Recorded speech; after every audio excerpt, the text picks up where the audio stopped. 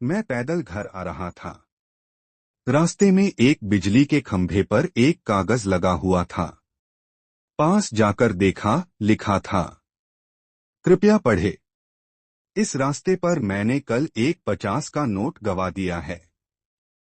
मुझे ठीक से दिखाई नहीं देता। जिसे भी मिले कृपया इस पते पर दे सकते हैं। यह पढ़कर पता नहीं क्यों उस पते पर जाने की इच्छा हुई।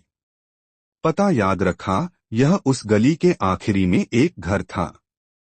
वहां जाकर आवाज लगाया तो एक वृद्धा लाठी के सहारे धीरे धीरे बाहर आईं। मुझे मालूम हुआ कि वह अकेली रहती हैं। उन्हें ठीक से दिखाई नहीं देता। माँ जी, मैंने कहा, आपका खोया हुआ 50 मुझे मिला है, उसे देने आया हूँ। यह सुन वह वृद्धा रोने लगी।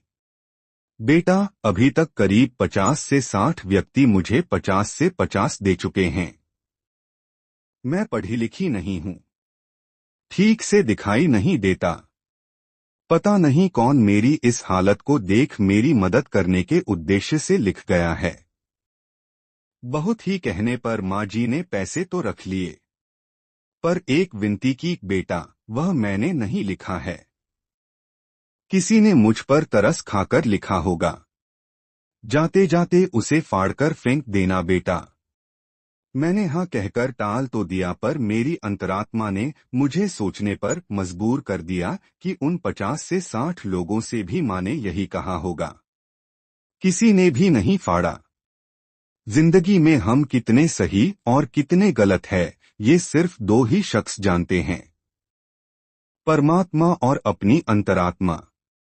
मेरा हृदय उस व्यक्ति के प्रति कृतज्ञता से भर गया जिसने इस वृद्धा की सेवा का उपाय ढूंढा।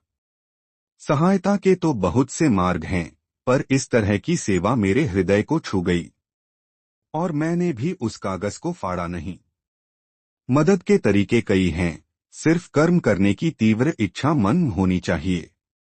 कुछ अच्छाइयाँ अपने जीवन में ऐसी भी करनी चाहिए जिनका ईश्वर के सिवाय कोई और साक्षी ना हो।